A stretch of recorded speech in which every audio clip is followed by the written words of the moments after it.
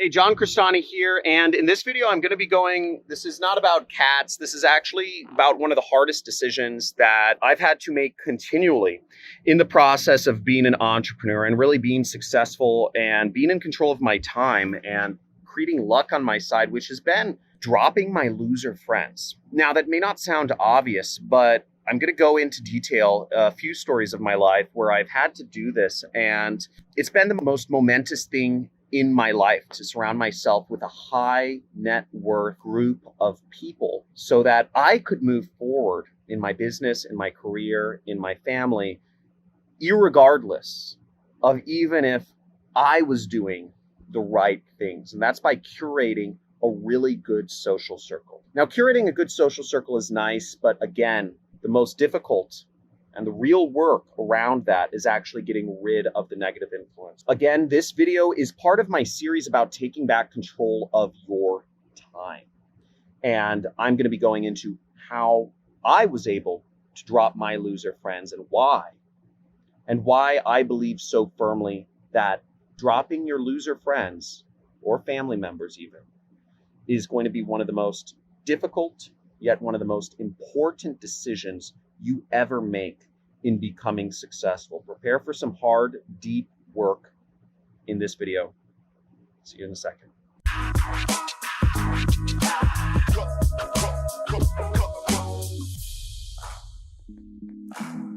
Hey, John here, and I like to sit out here and just look at the beautiful shadows across the Santa Monica Mountains sometimes at night.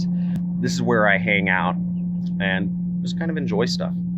Sit out here, play with my daughter. Sometimes I jump from up here into the pool right there, all sorts of stuff. But the reason we're here is because I'm going to tell you a little bit about why dropping loser friends is so important. Now, to back up a little bit, I've been teaching folks, for 5 years now, and I've seen tens of thousands of students come through my courses, and most don't succeed. Some succeed on a stratospheric scale with the same exact content. Now, for me, it's been really fascinating why, given the same input, different people react different ways. And understanding that and kind of cross-referencing it with my own success, I believe is at the meat and the heart of education. It's not just about understanding what makes people successful, it's about understanding what doesn't make people successful. Now, curating a really good social circle has been just monstrous for my own success. Let me give you an example. I surround myself with outgoing people generally, but where this came into, a big problem was during college, is winning in college was being seen as popular. And unfortunately, not unfortunately, whatever, but I got caught up in kind of the fraternity, sorority scene in college. And really how important you were was determined by popularity, what parties you went to, who you were dating, all that sort of stuff. And also, in the fraternity sorority scene, there was a lot of drug use. And I got caught up in that a little bit. And I fell into a crowd of people basically who had rich parents. This is when I went to school at a Southern Methodist University in Texas. Basically people with rich parents who did a lot of drugs. And that wasn't really helpful for getting ahead in life.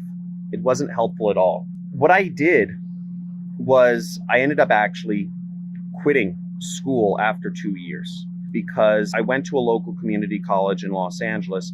But the problem was I saw that I was in a social scene that wasn't good. You can't continue improving in that life. The end goal of that game wasn't a good game, right? It's just go to more parties, whatever, get a job, get married, brown nose to the people at the top of the fraternity, to get a good job at a good firm or something. So I got out of that and I devoted myself to working and curating myself a better social circle. I stopped doing drugs for 6 months. I stopped doing anything. But the issue was that these were still the friend group that I'd curated over the last, 1.5 years before I stopped doing, any sort of substances. they were still people I knew. They were still people I saw every day. So I wanted to cut off myself from the possibility of falling back in with people that were negative influences on my life. And that's the issue with friends or acquaintances or family members, is you're stuck with them, usually for your entire life, whether, usually there's a lot of interwoven social dynamics that go on. So I needed to make a clean break. And what I did when I moved to Los Angeles was I started surrounding myself. I started going to meetups and events. You can't really do that right now, but I started going to as many meetups and events as I could because in my mind, I said, I'm going to surround myself with people who are making money on the internet. This is going to be my new social circle. And every single day, I would drive 2.5 hours away. I'd drive all the way to San Diego, which is very far. If you know Los Angeles and San Diego, it's very long way in traffic and it can be 3.5 hours. But I'd drive super far once I was done with my day job to meet people so I could surround myself with a social circle of folks that were moving, were ambitious, were making money online. And through repetition, through doing this for a year or so, a year and a half, I started creating for myself a social circle of folks that were in the internet business or, people that were trying to do real estate and stocks. I didn't know that many very successful folks, but I started surrounding myself with people that had intentionality. Now, if you're watching this, I would suggest, what you may take away from that is if you want to be successful in something, surround yourself with movers and shakers. People have intentionality. So I did that, and that helped me out a lot. I actually got my first real, I'd say, internet job and also mentor from this process. Somebody I'd met, I was trying to run my own business. I was being a medical guinea pig and, I was taking test drugs and getting paid a lot of money. I stopped illegal drugs, but I started getting paid to take drugs as much as like $6,000-$7,000 a month to take experimental drugs from the big drug companies. That funded a lot of failures in my business. It didn't work out, right? And I'd say part of the reason is I didn't have a mentor. So through the process of curating myself a social circle, I was able to find a mentor. I got my first job. That's where I learned how to do pay-per-click advertising. And from then, I started using that, combining that with the affiliate marketing that I was already trying out. I made millions, at a very young age. This is like 4, I made my first million by. Let's get back to removal. So there have been multiple places where I've had to remove negative influences from my life. I find myself with a lot of folks that are negative influences, but they look a lot different. They're more successful. They are, they're straight edge. They're a different degree of success, but what they're looking to do is suck my time and suck money from me. And oftentimes it's sucking time from me, I'd say, is probably the biggest type of negative influence that I have in my life. There are a lot of people who want to suck my time from me. There are a lot of people who want to speak with me one-on-one. There are a lot of people who want me to personally mentor them and train them, and they'll move out to Malibu and they'll come to my house every day. I get a lot of proposals for people who say they'll do anything, to learn marketing and have me as my mentor or whatever. Now, after I'd started being successful in business, I was living in Santa Monica. It was pretty cool. I had a really cool apartment at 6th and Broadway. So we had a big deck just like this one.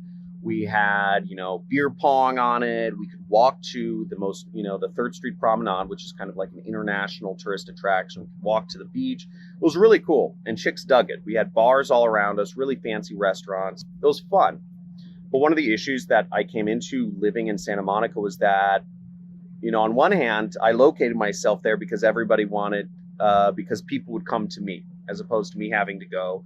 If I wanted a social life, me going to them.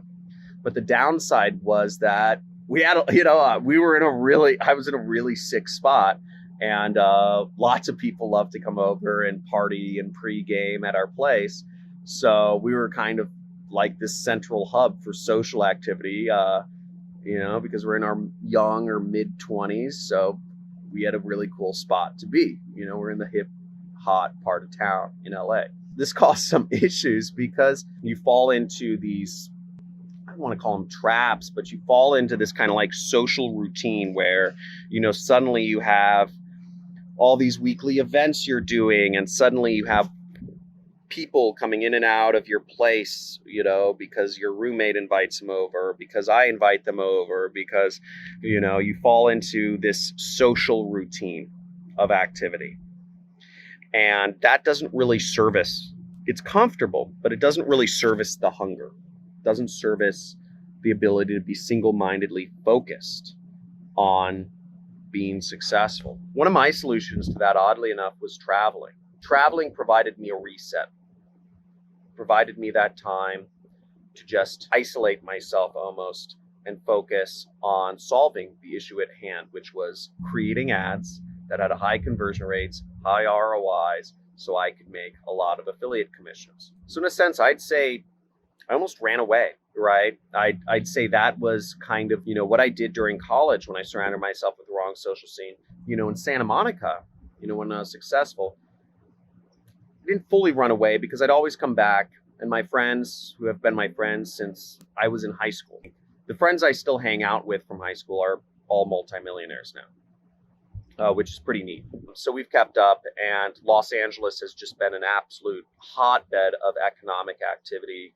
So for people who are motivated, it's very easy when you're in a place like Los Angeles to make a lot of money because you're in the right place. Again, proximity is power. So if you locate yourself in a place that has monster wealth creation already, that has an engine that's turning, you're going to have a lot better chance of being successful or lucky if you are there than if you are in Kenya, for instance, right?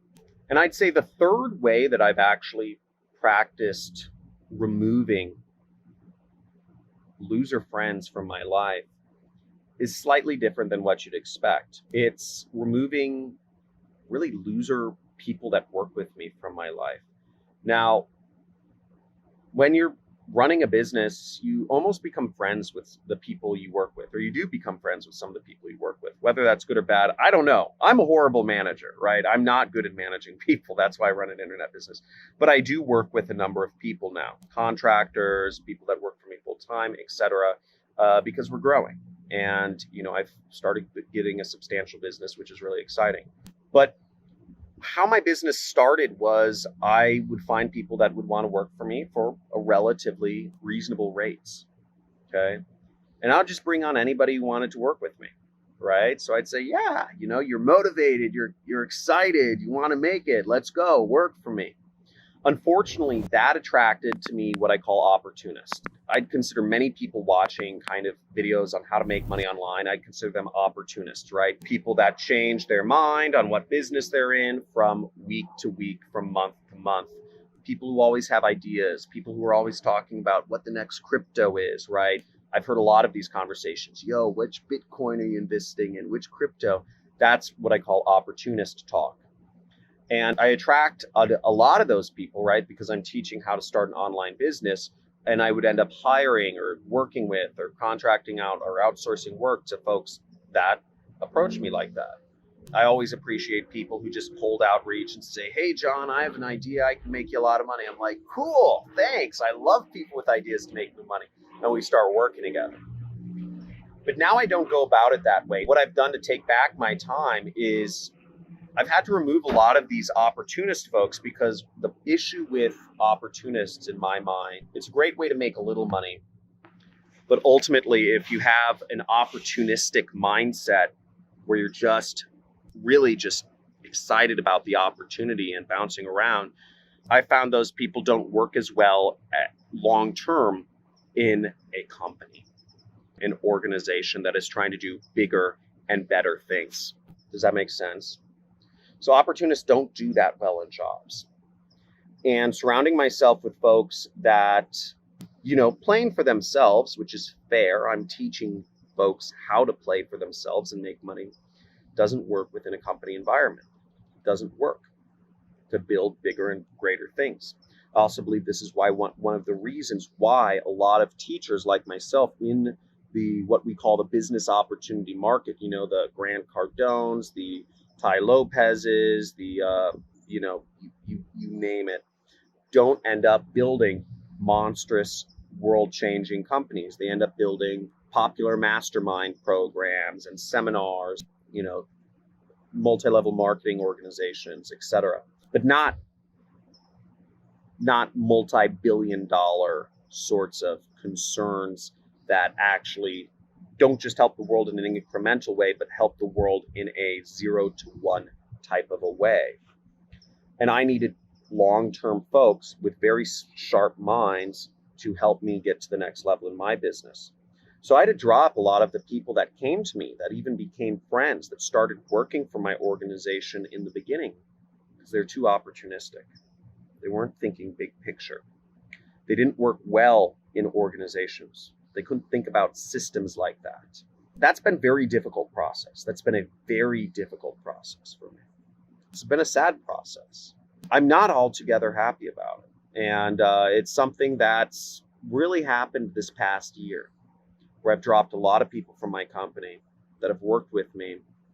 And I've brought on people, folks who have a bigger vision, who are smarter, who are more capable, and who ultimately are going to go on to do bigger and better things. It's sad when you drop friends. It's sad when you lose a friend, and that's going to be a normal part of the process. It's going to be sad. It's going to push you. Some of the people you're going to have to drop are going to be family members. That's going to be really hard.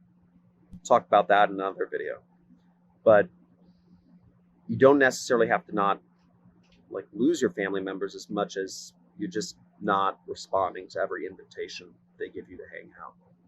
And that can cause a lot of strife. That can cause a lot of family strife. It can cause you to be the black sheep. It can cause people to talk badly about you. But some of these things are going to be necessary if you want to get to the next level in your life. It's difficult. It's meant to be difficult. But my homework for you, if you're playing along, is write on a piece of paper, and I write down, just put a line down the center, and write down what people are positive influences that are going to help you become more successful in your life and your career. And write down people that are negative influences. Write down a bunch of people that you interact with. I remember doing this, and there are some people, some of the most successful people I was not interacting with because I was scared. I didn't think that some very successful person would want to talk to me because I was still, not making enough money. And I still think that way today. I was on a phone call today with a man who sold his company for over $100 million. And I still get nervous about asking him questions or talking to him sometimes because I'm not yet at that level in my life. I have this kind of mental thing going on where I think to myself, I'm not good enough. That goes way deep. My therapist says it has something to do with, I was adopted at birth, so it has something to do with prenatal smells of mothers and stuff like that. But that's been a long-running kind of thing. I'm not good enough. And it's some internal self-talk I've told myself. And I still think it to this day when I'm interacting with more successful people. It's something I have to consciously try to break through.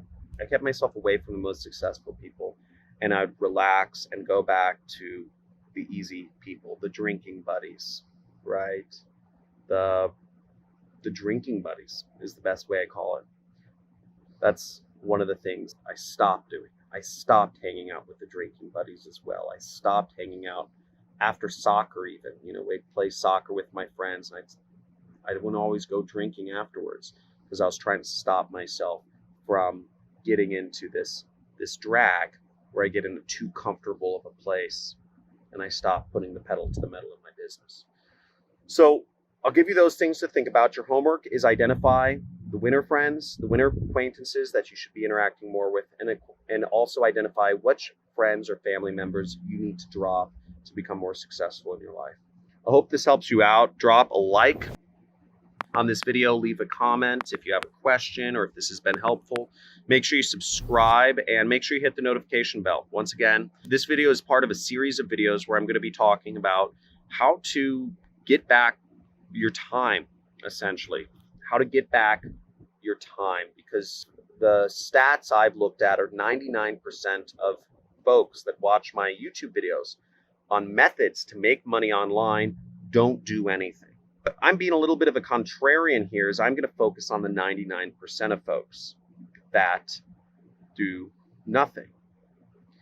And I want to help you get back more time in your life, so when you make the decision of where you spend your time, you have an abundance of it to do stuff with.